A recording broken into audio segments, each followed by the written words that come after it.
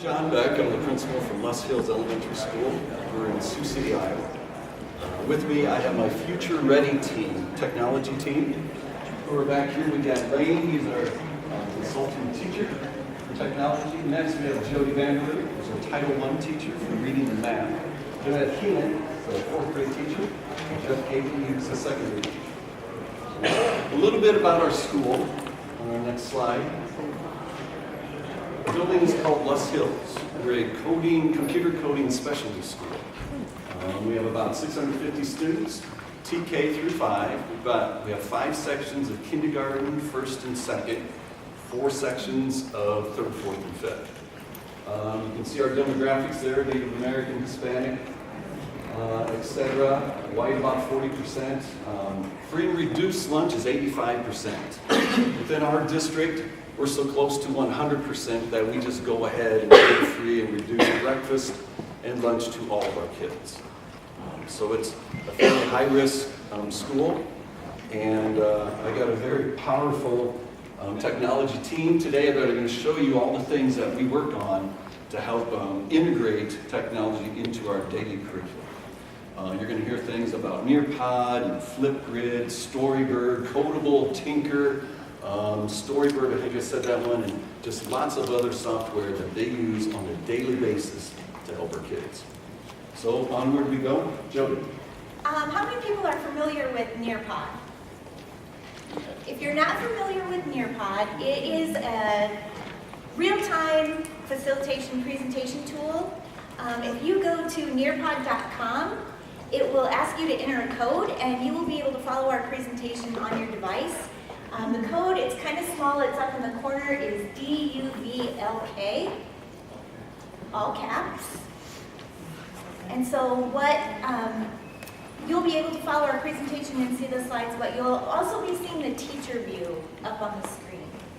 And we also have a back channel set up. So if you have questions that you want to ask us throughout the presentation, you can do those at todaysmeet.com/futurereadysc. The code again, for those of you wondering in the back, DUVLK on nearpod.com or in the app. If you join the back channel, it's on there.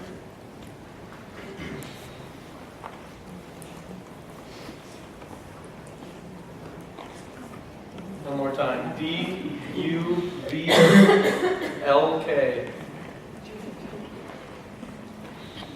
Okay, our school district last spring kind of launched this initiative for Future Ready teams, and we kind of thought, we're a one-to-one school, we're already using programming. This is a great chance for us to take our technology use to another level. So we got together, formed a team, and came up with some ideas.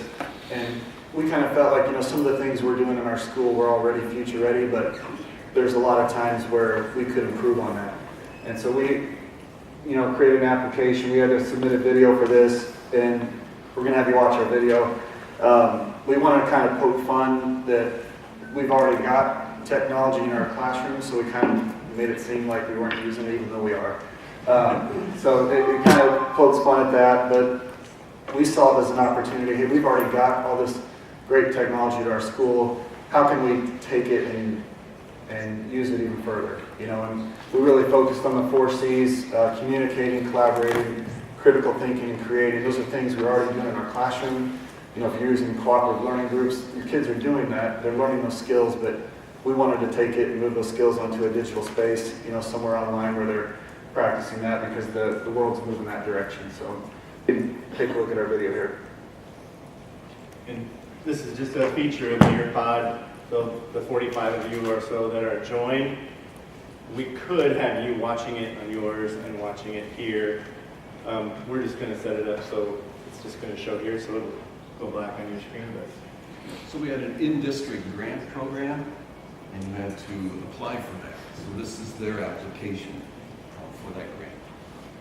Okay, 4th graders, today for writing, we're going to do a writing prompt, and our writing prompt is over the weekend. This is So Mr. instead of Posey, our writing team it member. today, you guys are going to get to type it.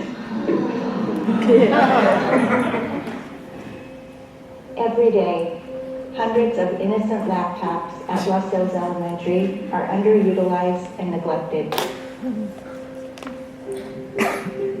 These laptops are only used to substitute a learning task.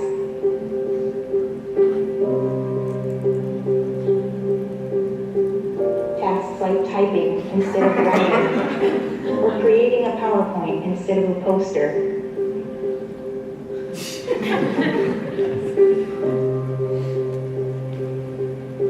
These laptops are capable of so much more. Please help this future-ready cohort make a change.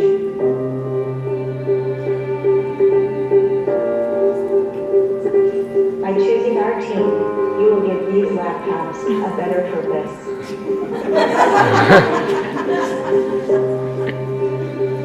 The ability to transform learning.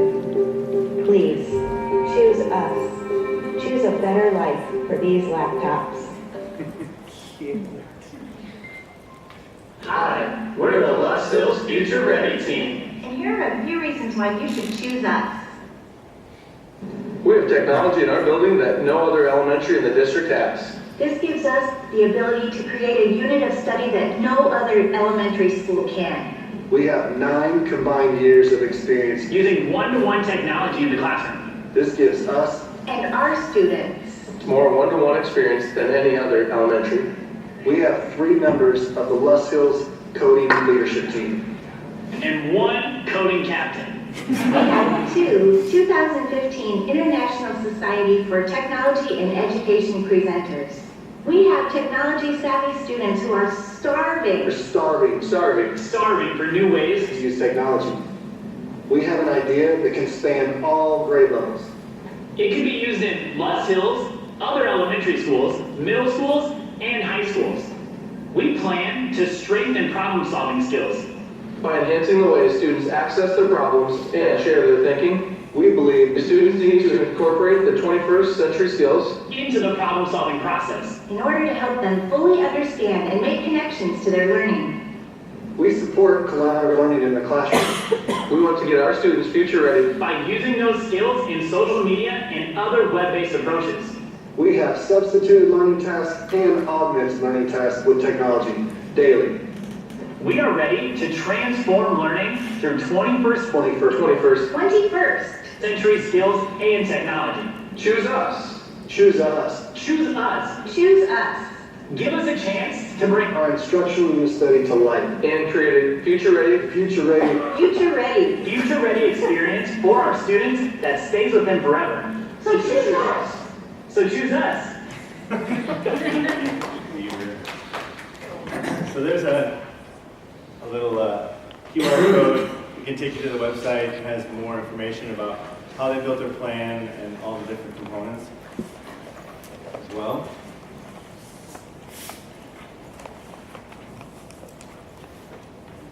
So we'll show you more about the plan that we actually created there with math problem solving, the word problems. One of the things we were doing last year that was future ready, Mr. Posey and myself were on a 4th grade team together, and we kind of brainstormed, hey, how can we bring some of our programmable toys or bots into our curriculum? Because we've been using them, but hadn't really brought them into where they were really a part of what we were doing in the classroom. And so for our science projects in the 4th quarter, the students had to learn the design process, and they had to basically, we had to give them a design problem, and they had to come up with a way to solve that. So our design problem was, hey, create a battle bot that can pop a balloon faster than your opponent. And we facilitated a discussion with them, talked about like speed and balance and reach and offense and defense, and kind of got the ball rolling, but then we gave them kind of the ability to discuss this with their classmates using Flipgrid, which we'll show you here in a little bit, using Seesaw. And so they had online discussions, they collaborated with each other, they communicated, they even came up with their ideas, and there was a lot of critical thinking involved there before we even started building these battle bots. And once we got that to that point, they were with their teams, they were taking those ideas, putting together their battle bots. They started with just the chassis of it. There's basically just a solo cup in there that a Spiro will fit underneath, and that'll drive the battle bot around. They had to test and retest I mean, we had 24 groups, and about 20 of them didn't even move the first time they built them. So they had to go back to the drawing board and redesign. And once we got every group moving, we started adding the weapons on there for the battle bots to actually pop the balloon. And we gave them more testing time. And this whole process, the kids are going back and redesigning, making changes because they're testing their battle bot moving. We're giving them time to test against other opponents, kind of like a practice. And they're basically, they were keeping a log of, hey, here's changes we've made, this is what we started with, here's what we're going to go to next. So they're going through that whole design process. And ultimately, we set a date for a tournament, and Mr. Posey and I just kind of seeded the battle bots based off of those criteria we started with, you know, speed and reach, offense, defense. We kind of ranked them and created a tournament bracket because it was right after March Madness. And they just went at it. BattleBots won, kept going on. BattleBots lost, they were out. And we got down to the semifinals, and we actually had that on the day that we had our class awards. So all the parents were there to view this, the semifinals and the finals. We live streamed it on Periscope and had other teachers, other classes around the district watching. What was really cool is that seeing the kids that don't really work together well, sometimes, you know, they work through that and they got better at working together. Kids that aren't usually motivated, they're extremely motivated to win. You know, they knew their battle bot was going to be in front of parents, they knew it was going to be in front of other students, it was going to have to compete. And so we had a lot of fun with doing that. Going forward this year, I'd like to make their design and their kind of their log of their redesign online somehow, so that they still have to communicate and do things in a digital space in that way. But here's a little video of just one of the rounds with a couple teams going against each other.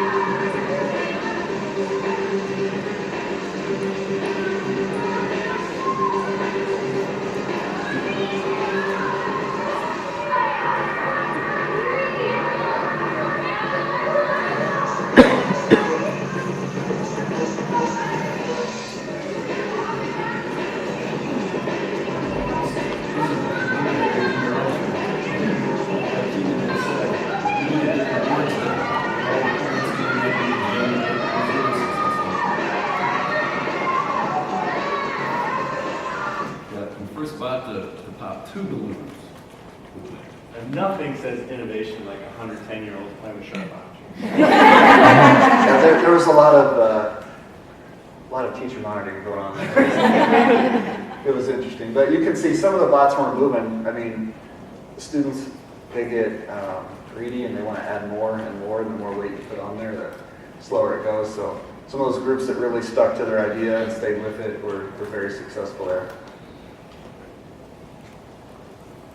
One of the things we're doing with our plan, we recognize that in math at our school, kids breaking down story problems or word problems is really tough, and that's where they miss out the most on their assessments. And so we wanted to come up with a plan to even give us an opportunity to explicitly teach that even more, and then give the kids a chance to practice that and also kind of create their own problems using different apps. And here's one on Seesaw that I've been using in my classroom. This was where I was in the kind of the teaching phases of here's what we're going to do to break down these problems. Here's an example of what one of the kids doing the problem, and they're able to go in there and circle and underline and do the problem right on my post there. And I covered up the names, but I also have their parents connected on Seesaw too, and their parents got to see that right away. That's what their son's learning in school. And we're going to be moving towards this week, they're going to start creating those problems. And they're going to create that problem for a classmate. And their classmate's going to answer the problem. And then once they get that answer from the classmate, they've got to give them feedback. They've got to either praise them or correct them. And right there, they're learning how to communicate with somebody online in a good manner. You know, our kids communicate all the time in the classroom, but none of that's saved. You know, that you may not hear all of it. You hear a couple kids around you that did a really good job. There might have been a rude comment in the back, or a kid said something mean. Well, in the digital space, it's all saved. If they say something mean, it stays up there. You know, so they've got to learn that, you know, when you post that, it's there for good. And so we're kind of trying to teach them how to communicate and collaborate in that regard. We're going to talk about Thomas Murray. Yeah, so Thomas Murray came to our school when we had the future ready planning as well. And he asked us to draw an example of what we might see when you experience a future ready classroom. When he did this, he said, no holds barred. You know, there's no financial obligations, whatever you can think of, whatever you think it could possibly look like, draw it. So as I'm talking, you guys can go ahead and draw your copy. But one of the things our group came up with was, you know, if we're doing a project and groups are working in different spots of the room, instead of having the kids have to rotate up to us as the teacher, what if we had an interactive board that was on a track and we could just slide it around the room? So if we're working with the group up front, once we're done, we can slide it around to the next group, you know, and then the next group and the next group. You know, and so just no idea is too big, is what I'm getting at. So whatever you possibly think we could see in the future in our classroom, go ahead and draw that. We'll give you a minute. We are all the time, so. Is there a way, can I just keep talking about my part while you guys are drawing?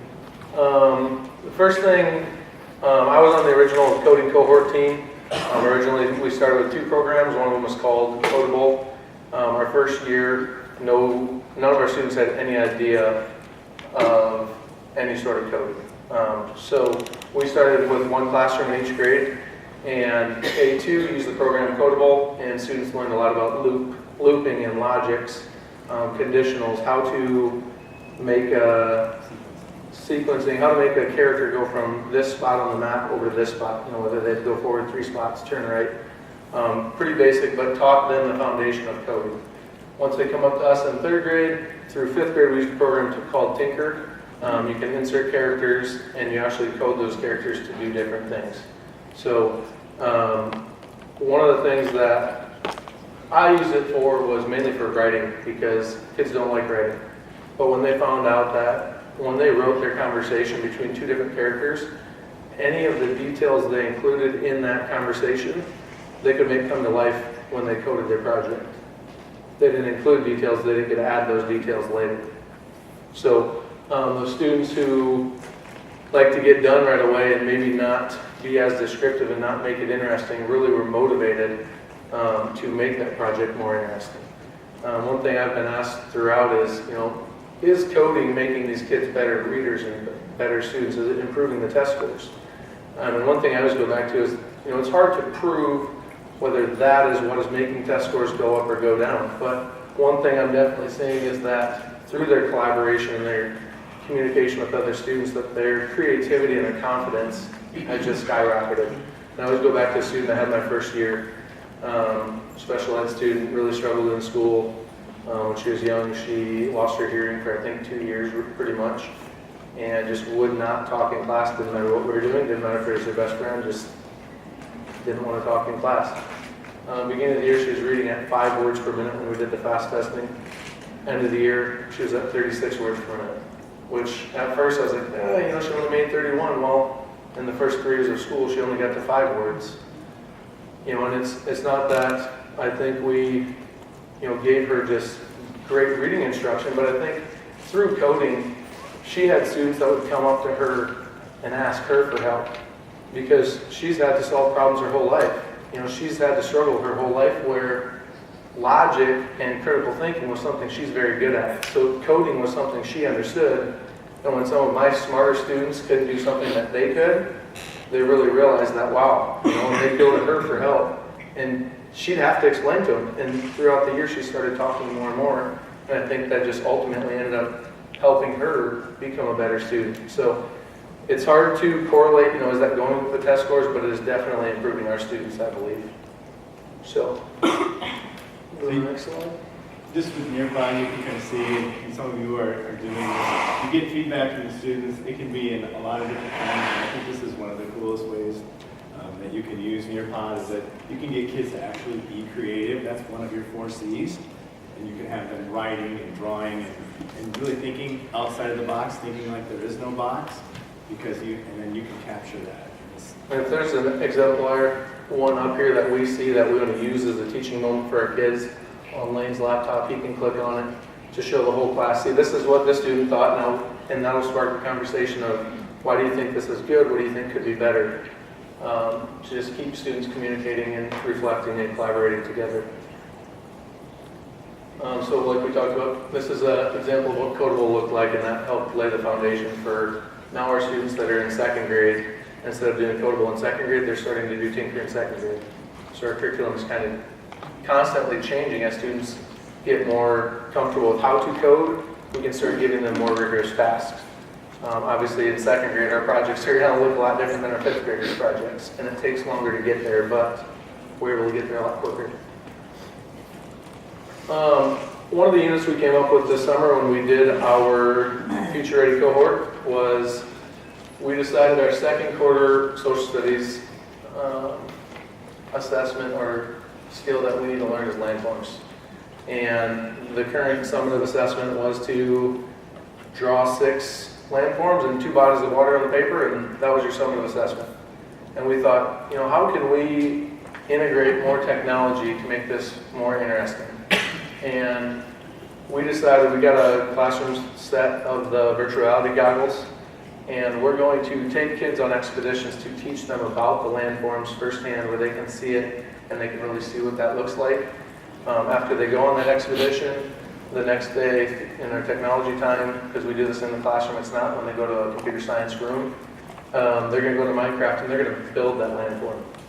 And then we're going to go on another expedition and we're going to show them a couple more landforms, and they've got to go back into Minecraft and they've got to build those landforms. And by the end, after we go through 4 or 5 expeditions, our kids should have a world created in Minecraft that looks similar to this one. Well, there's different landforms, and in the project they'll have signs that label what is this landform. The higher kids can put in the definition of that landform and take that a step further.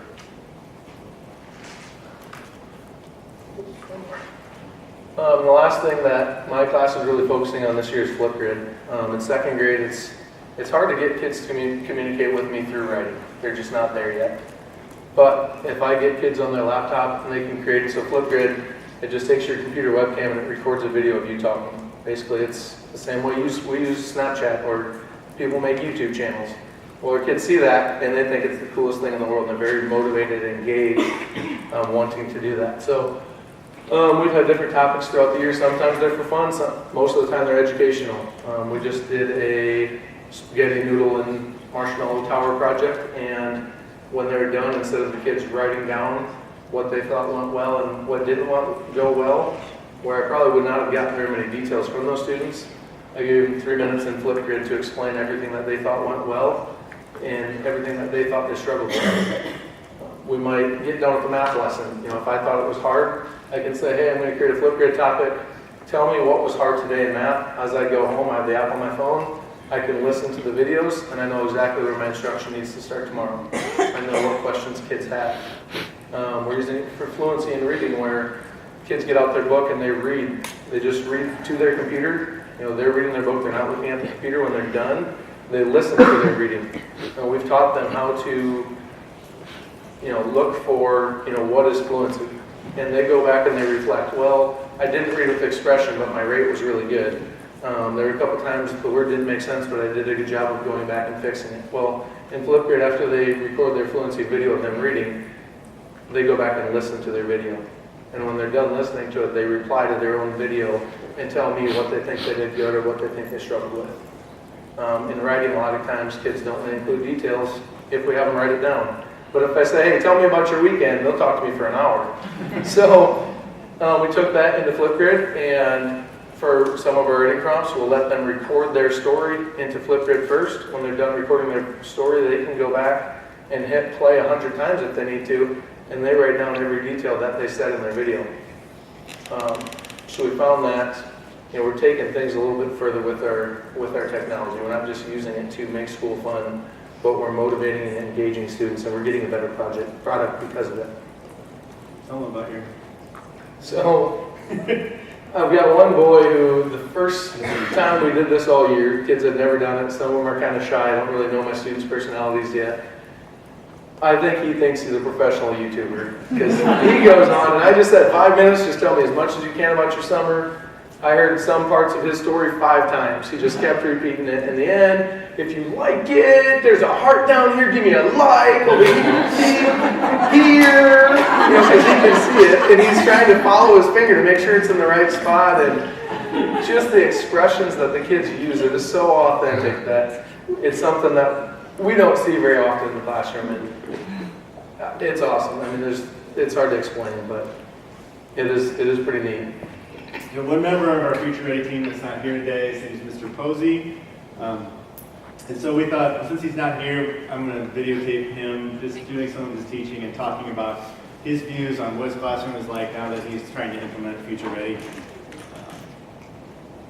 stuff.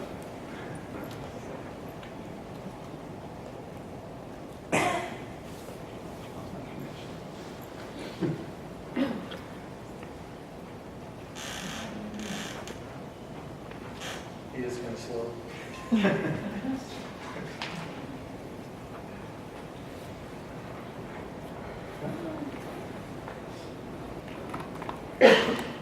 Technology is great in the classroom until it doesn't work. Well, we might have to skip it.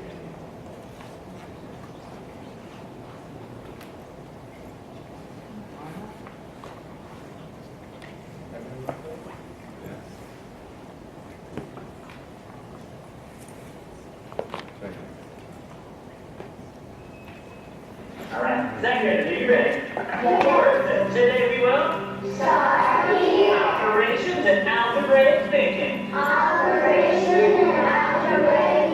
Addition and subtraction. Good job. Everybody read this one with a what? Go. 8 plus 4 equals 1. Good job. So a few people have asked me, what does it mean to have a future-ready classroom? So what future ready means to me is just integrating technology into everyday classroom activities, but also focusing on like those 4 C's, the collaboration, the creativity, the critical thinking. And so what I do is I plan lessons to really try and get all of those encompassed into the technology that we use every day. Whether it be coding activities, whether it be Flipgrid, however we do technology in the classroom, we really want to incorporate at least one of those 4 C's each and every time. And say it. Wow. How did you guys know that so fast when we didn't punch or anything? We didn't punch the bigger bear.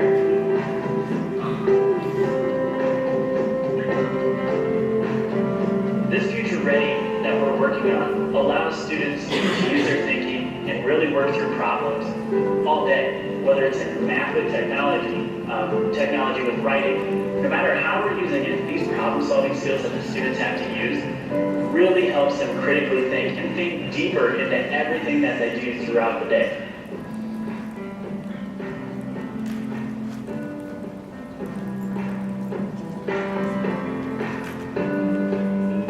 So our future ready plan is really trying to incorporate just breaking down the walls of the classroom.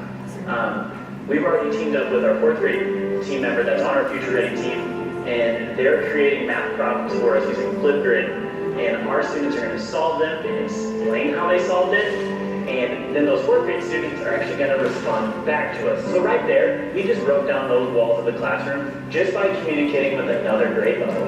We're getting outside of our classroom without even leaving. We have another project that we're taking on, and we're going to use Storybird, and they get to create stories about math problems, and then whatever they made their story about, whether it's produce or something, we're going to tweet those stories out, let's say at like high peak, so we can break down those walls again and really get businesses and outside people involved in our classroom. These walls, hopefully are non-existent using this Future Ready plan. We do not just want to be a self-contained classroom. We want us to be out in the classroom, out around the building, without even leaving the classroom. So breaking down the walls, huge priority with this Future Ready plan.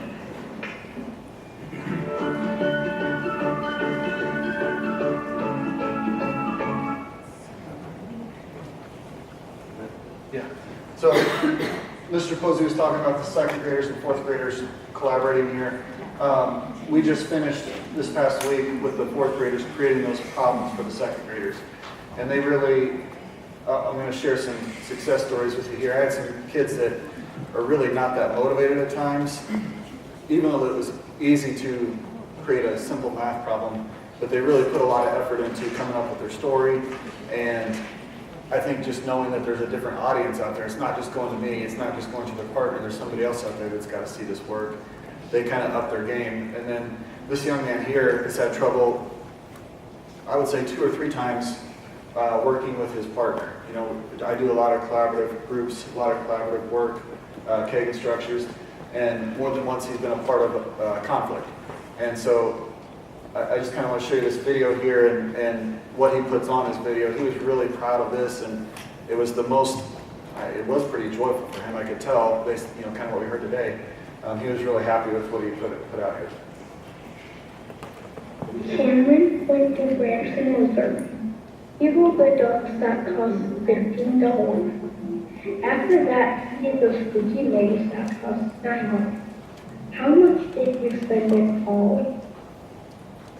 Okay, so there he read his problem to the second grader. What you can't see on here, when those second graders go on the flip grid, there's a selfie that the students take, and he's actually got a picture of his problem. So he read it off the paper. When they, yeah, that one's from Mr. Gates' class, I believe.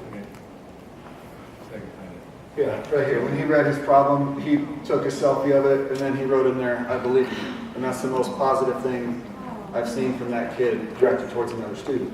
And so all it took was for him to work in a digital platform rather than with somebody right next to him, for him to kind of change his outlook with working with somebody. So I go into classrooms and do reading and math, and Eva is a student that I've had and Jeff has had and Keenan has her now. When I had her in second grade, I would have possibly called her a selective mute. She would not talk. She wouldn't talk to me, she wouldn't talk to her peers, she never spoke in class. And towards the end of the year, she would come and talk to me and her lips would move, but nothing would come out. I mean, to get her to whisper to me was huge by the end of the year. Same thing in third grade, kind of by the end of the year, she was feeling comfortable. She's kind of finding her ground in fourth grade. A couple weeks ago in math class, I had the kids solve a math problem, and they had to go on to fourth grade and explain their thinking. They had to tell them how they solved the problem and came up with their answer. And in this video, we're not celebrating her math because the math is incorrect. But as a teacher, it helped me to understand how to help her. But what the celebration for all of us was in this video is she talked. She talked for 23 seconds, cumulatively. I'm not sure. I've heard 23 seconds of verbal feedback from her all year. I don't know what she's thinking most of the time in class because she won't talk. She won't tell people. So this is her video. No sound. Yes, well, she's talking, just very clear. She's talking, it's just that was the hugest success for me as her teacher, because for the first time I was able to understand her thinking, and I know how to go back and help her now because I heard her tell me where her misconceptions were in her thinking. And we've seen that a lot with Flipgrid. The kids are much more willing to talk to a screen than they are out loud in class. So we've seen that as a success at our school. We've also done a lot of community connections. We've invited business leaders, Chamber of Commerce, the mayor, different people into our classroom and into our school to see what we're all about. And we found a lot of success in letting the kids be the ambassadors for that. Instead of coming in and hearing our adults talk about what we're doing, we let the kids do that. couple weeks ago, we had a presentation at the board building. The kids did an ear pod. We set it up, introduced ourselves, and the kids took over, and they nailed it. A couple of my favorite stories from when the kids are presenting, they're not only, talking about what we're doing, but they're pitching an idea. They're selling what we're doing to a group of people, and that's future ready. They're going to need to do that in the real world, in high school, in college, lots of opportunities, and they're practicing that. Had a young man, kind of a wild card, great sense of humor, very witty, always had lots of comments and input, and every day he made me laugh. And several times a week he would say things in, okay, not appropriate. Like, you just never knew what was going to come out of his mouth. And we do this whole presentation, and we've got people sitting there, and the mayor's there. And I say, okay, we're going to pair you up with a second grader. They're going to teach you how to code. And Brady pops up and says, yeah, I'll take the mayor. And I've seen the mayor and run into him in different settings outside of that, and he remembers that. He remembers. Remember when I came to your classroom and that kid said, I'll take the mayor, I'm going to teach you how to code? I could not have made that impact on him to let him know what we were doing in our school, but that second grader could. We also had another little girl, I think this is her right here. She's sitting with this gentleman, and he went to her laptop. They were going to do a codable experience, and he was tapping on her screen. And she leans over and touches him on the arm and says, yeah, sir, this is called a laptop. It's not a touch screen. You have to use the keyboard down here. And it put her in the driver's seat. She was the teacher. She was able to take an adult and teach them something that made her feel pretty awesome. Another community connection that we've had, we were very fortunate, Western Iowa Tech Community College has partnered with us. They put on a coding camp exclusively for our students this summer. They transported our kids out to their campus, fed them lunch, put on great coding opportunities for them, had a family night so their families could come and see what they did. Just a really great for our students. With 85% free and reduced lunch, these students aren't on college campuses and having those sorts of experiences. So for us to be able to send that and provide that for our kids was pretty awesome. We've also partnered with Briarcliff University. They have a technology and education course. And they send their students to us for practicum experience. So we're able to share with them what we're learning, and they're sharing with us what they're learning, so we can keep on top of things as well. And right there, that picture's what they made with their 3D printer out there. And just a huge chess set. And the kids are just floored. I mean, I was floored. To make one of those taller kings or pawns, whatever, is 750,000 lines of code, which is just huge. We're pretty happy if we're making projects with, 90, 100. Yeah, 90 to 100 lines of code. 750 is like a wowzer to all.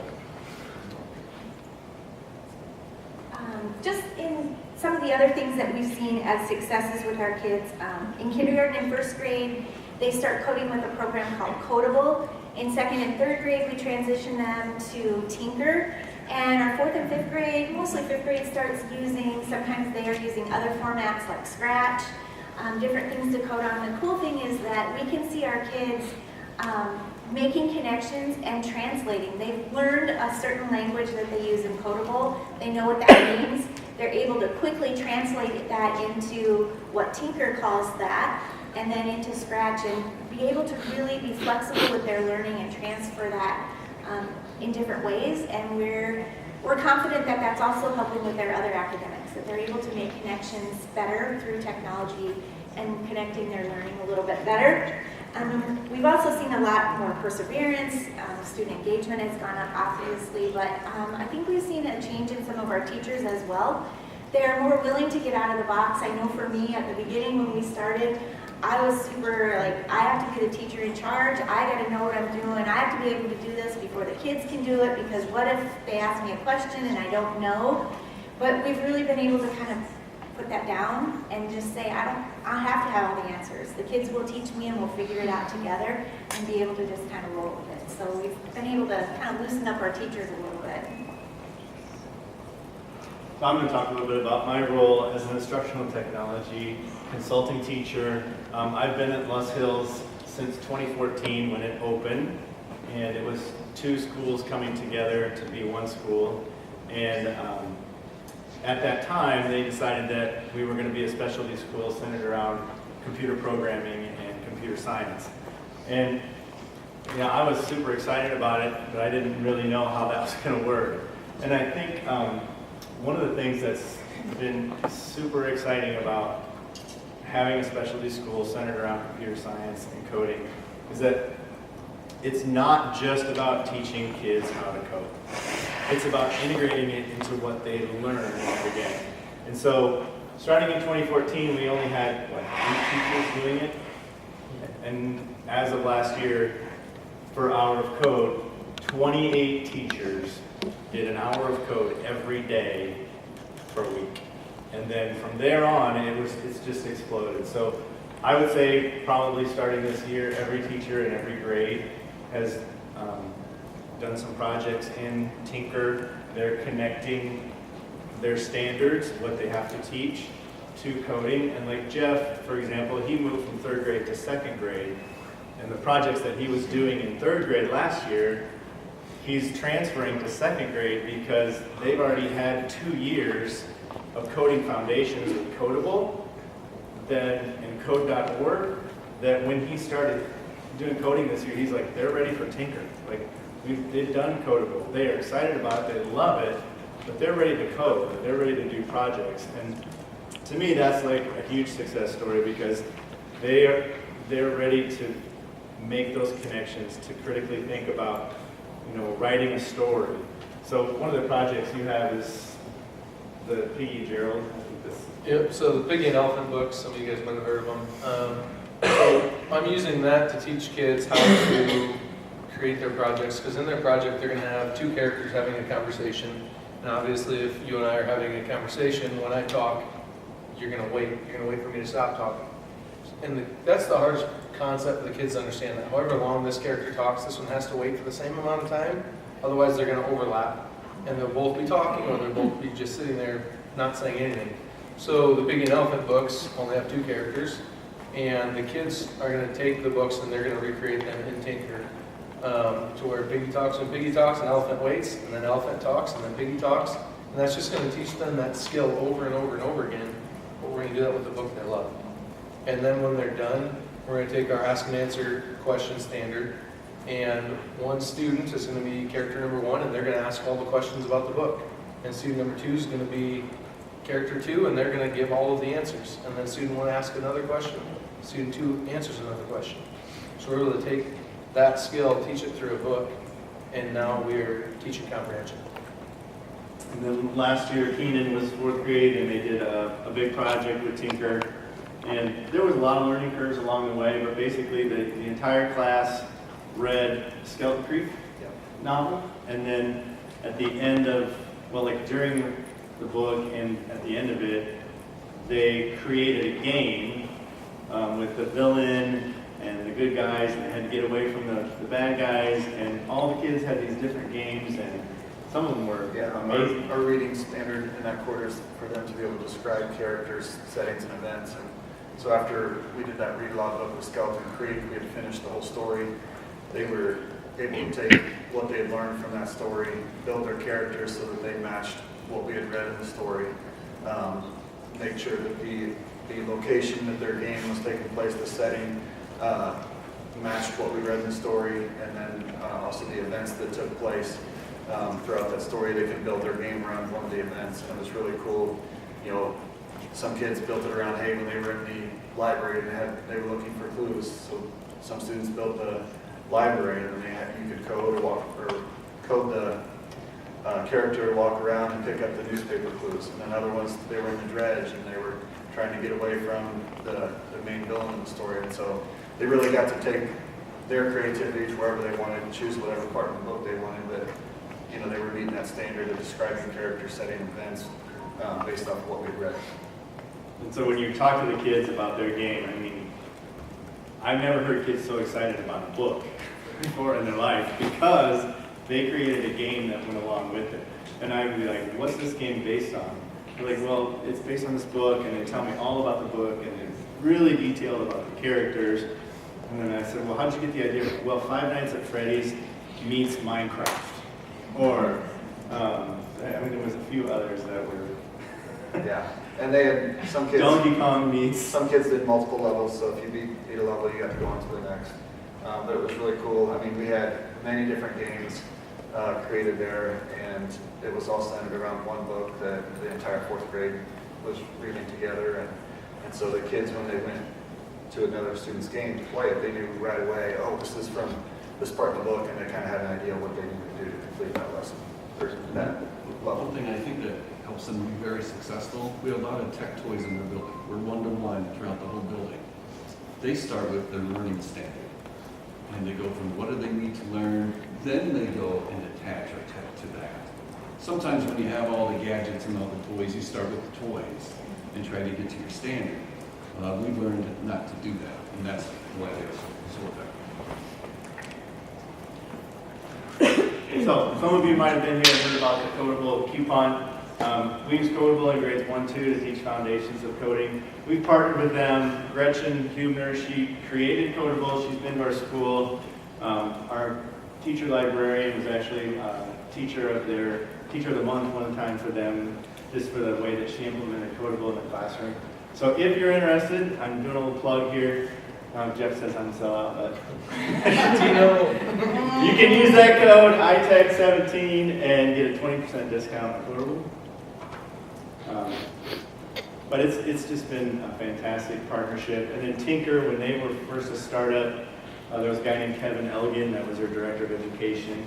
He actually has visited Sioux City a couple different times, and one time it was like, what, 12 degrees below zero, and he's from LA, so that was a culture shock for him. But this has been a really neat adventure. So here's another just neat earpod thing. When you were in 5th grade, did you know what you wanted to be when you grew up?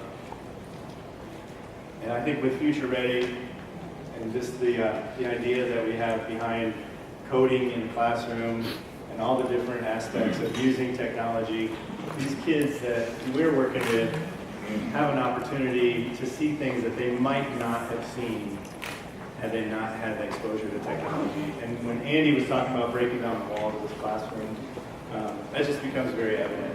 When you see them stand up in front of the mayor, in front of the school board, and give a presentation, these kids are getting opportunities that maybe their parents never had. It's really cool. I think our community, they come into our school all the time. Businesses come in. Mayor, like you said, comes in, and council members. Everybody wants to see what we're doing because it really, truly helps the business community. And we're going to do another business thing this week. Are we talking about that? Not really, but you can't. Just local businesses want to come in and see what we're doing with 20% for skills, and they want to promote to their kids, well, hey, here's what you can do to work at one of our businesses. It's all based upon 20% for skills. Right?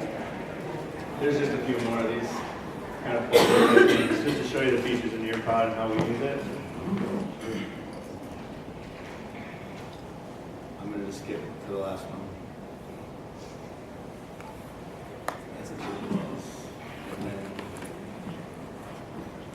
finally, if you want to connect with us, here's a place where you can. Our Twitter handle is on there. I don't know if you can see it, but if you have it on your screen, you can. Our Facebook page. Give us a call if you'd love to visit, see what a coding specialty school looks like. We'd love to have you. Yeah, any ideas that you heard them talk about and you want to know more about them, let us know, and I'll direct you to one of them. And hopefully you'll be as successful as we're.